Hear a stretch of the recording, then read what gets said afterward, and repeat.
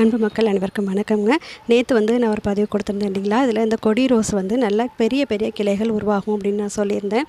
அதை பற்றி இன்னொரு வாட்டி எனக்கு நல்லா தெளிவாக சொல்லுங்கள், மற்ற ரோஜாவுக்கும் அதுக்கும் அப்படி என்ன வித்தியாசம் அப்படின்னு சொல்லிட்டு நேற்று என்னுடைய ஃப்ரெண்டு எனக்கு கால் பண்ணி அதை பற்றி ரொம்ப நேரம் பேசினாங்க. அதை பார்க்கலாம் வாங்க. இந்த ரோஜாவை பாருங்கங்க. இந்த ரோஜாவில் கிளைகள் ஒரு சின்ன கிளையாக உருவாகி டக்குன்னு மொட்டு வச்சிருச்சு பார்த்தீங்களா.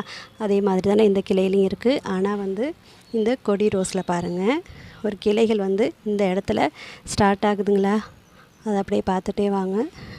எவ்வளோ ஹைட்டு போய் மேலே மொட்டுக்கள் வைக்கிது பாருங்கள். இது தாங்க இந்த கொடி ரோஸில் ஸ்பெஷல். இப்போ புரியுதா உங்களுக்கு மற்ற ரோஜாவுக்கும் இதுக்கும் உள்ள வித்தியாசம்?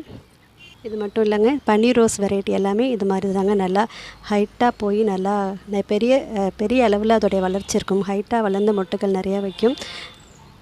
அதே போல் இந்த பேபி பிங்க் பன்னீர் ரோஸையும் பாருங்கள் எவ்வளோ ஹைட்டில் இருக்குன்னு.